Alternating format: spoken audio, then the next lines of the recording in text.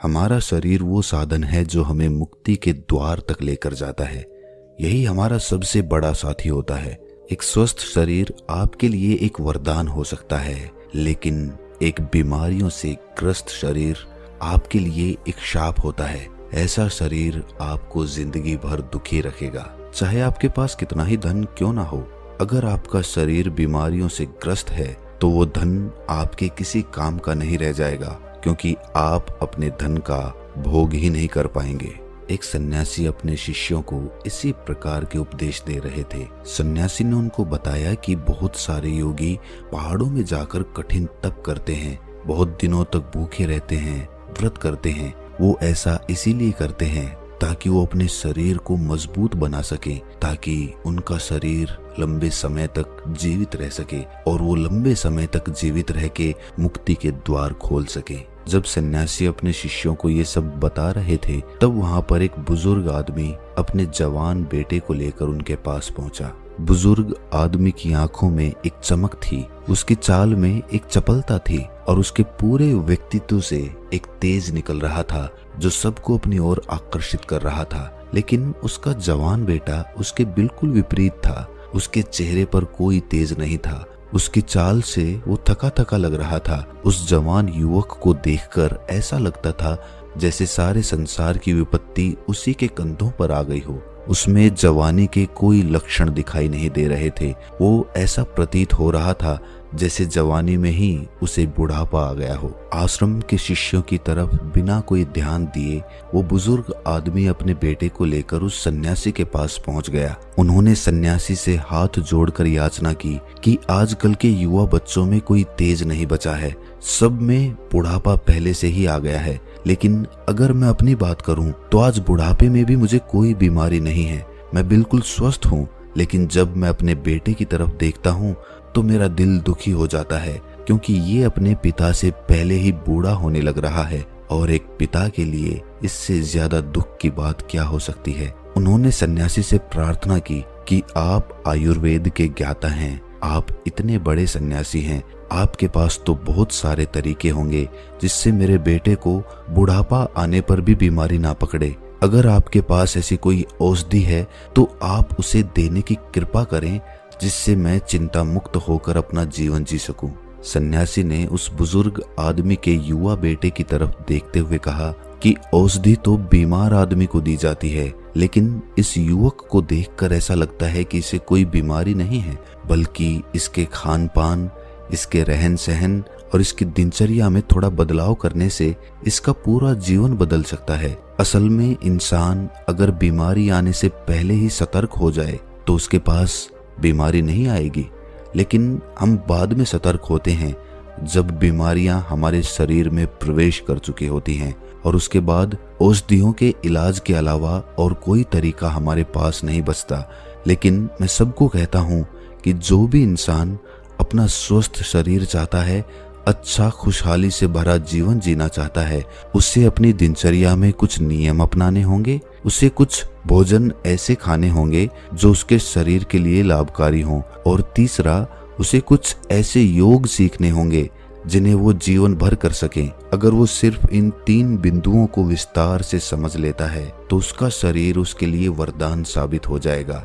उससे अपने शरीर की वजह से इस जीवन काल में कभी भी कोई कष्ट नहीं उठाना पड़ेगा। ये 3 बिंदु मैं तुम्हें विस्तार से समझाने की कोशिश करता हूँ। इन 3 बिंदुओं में सबसे पहले हमारा भोजन आता है। जिस प्रकार का भोजन हमारा शरीर ग्रहण करेगा, उसी प्रकार की वो ऊर्जा पैदा करेगा।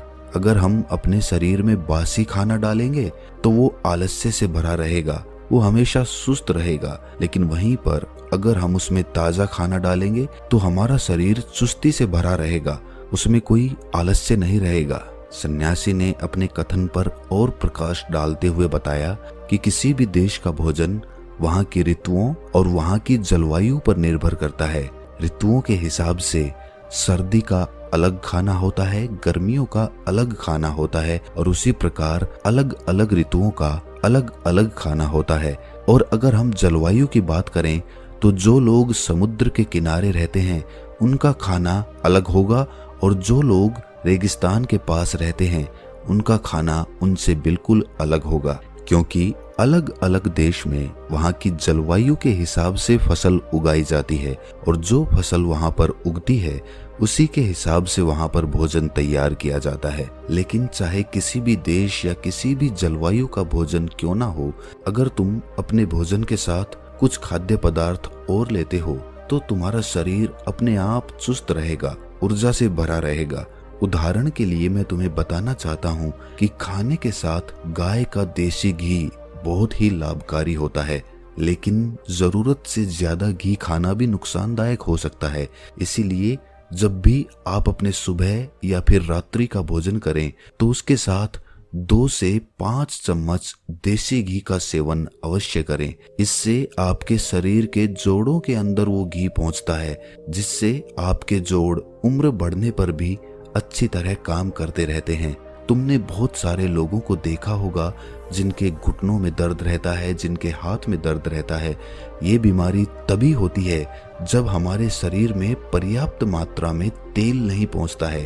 तेल यानी कि देसी घी।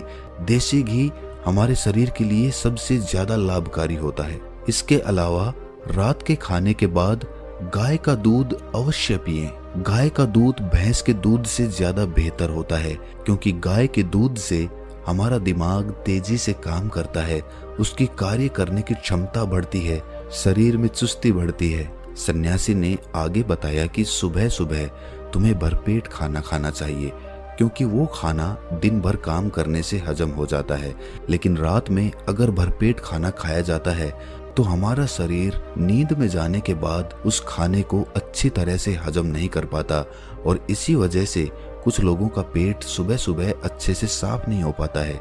और जब पेट अच्छे से साफ नहीं होता, उसी से बहुत सारी बीमारियों का जन्म होता है। इसीलिए रात में हल्का खाना खाएं और खाने के बाद थोड़ी सी मिठाई अवश्य खाएं, क्योंकि खाने के बाद थोड़ा मीठा खाने से हमारी पाचन क्रिया तेज हो जाती है। उसके बाद हमारा खाना जल्दी हजम हो जाता है। इसके अलावा बासी भोजन कभी ना खाएं। बासी भोजन खाने से अच्छा है आप भूखे रह जाएं, लेकिन बासी भोजन, सड़ा हुआ भोजन हमारे शरीर के अंदर जाकर बहुत सारे कीटाणु पैदा कर देता है और उसी की वजह से बहुत सारी बीमारियों का जन्म होता है। सन्यासी ने सभी शिष्यों को चेतावनी देते हुए कहा कि हफ्ते में कम से कम एक दिन बहुत ही हल्का खाना जरूर खाएं, या हो सके तो व्रत भी धारण कर लें, क्योंकि एक दिन खाना ना खाने से या कम खाना खाने से हमारा कोई ज्यादा नुकसान नहीं होगा, लेकिन फायदा ये होगा कि हमारे पाचन तंत्र को एक दिन के लिए आराम जरूर मिल जाएगा। जो पाचन तंत्र सुबह शाम दिन रात 24 घंटे 365 दिन काम करता रहता है, उसे कम से कम एक दिन, सप्ताह में एक दिन कम से कम आराम तो जरूर देना चाहिए, ताकि वो अपना कार्य आसानी से, अच्छे से और लंबे समय तक कर सके। भोजन के बाद बात आती है नियमों की। कुछ नियम हमें अपनी दिनचर्या की जिंदगी में जरूर अपनाने चाहिए, और उसमें से सबसे पहला नियम है समय से खाना। जो लोग समय से भोजन ग्रहण नहीं करते हैं, उनके अवचेतन मन के पास कोई स्पष्ट संदेश नहीं पहुंचता है, और इसीलिए उनका अवचेतन मन उनके पाचन तंत्र के पास एक स्पष्ट संदेश नहीं पहुंचा पाता कि इस खाने को पचाने का कार्य करो। और वहीं पर दूसरी तरफ जो लोग समय से भोजन करते हैं, वो उनके अवचेतन मन के पास एक स्पष्ट संदेश पहुंचता है कि ये समय खाना खाने के लिए बना है, और इसीलिए उनका अवचेतन मन उनके पाचन तंत्र को पचाने के कार्य में लगा देता है। हम सबको पता है कि हमारा अवचेतन मन स्पष्ट संदेशों में काम करता है। अगर हम उसके पास स्पष्ट संदेश भेजेंगे तो वो हमारे शरीर को ठीक करने में अद्भुत कार्य करेगा। दूसरा नियम जो शरीर को स्वस्थ बनाने के साथ साथ उसे बलशाली भी बनाता है, वो है अपने शरीर की अच्छे तेल से मालिश करना। कम से कम सप्ताह में एक बार अपने पूरे शरीर की अच्छे तेल से मालिश जरूर करें।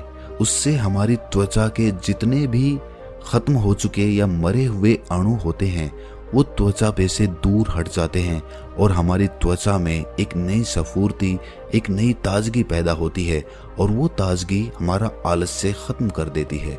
शरीर पर अच्छे तेल की मालिश करने का एक और फायदा होता है, उससे हमारा शरीर आकर्षक बना रहता है, हमारा शरीर युवा बना रहता है।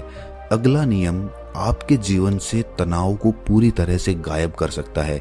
इस नियम का जो भी पालन करता है उसके पास बीमारी दूर दूर तक नहीं फटकती। वो नियम है समय से सोना और समय से जगना। आपको ये नियम बड़ा ही साधारण सा लगा होगा। आपको ये लग रहा होगा कि इस नियम के बारे में तो हम सब जानते हैं, लेकिन आप समय से सोने और समय से जागने के अद्भुत फायदे अगर जान लेंगे तो विश्वास कीजिए आप अपने आप ही इस नियम का अनुसरण करने लग जाएंगे। अगर आप समय से सोने और समय से उठने के चमत्कारिक फायदे जानना चाहते हैं तो इसके ऊपर हमने दूसरी वीडियो भी बना रखी है। आप उस वीडियो से जाकर इसके बारे में पूरी जानकारी ले सकते हैं। उसका लिंक आपको डिस्क्रिप्शन बॉक्स में मिल जाएगा।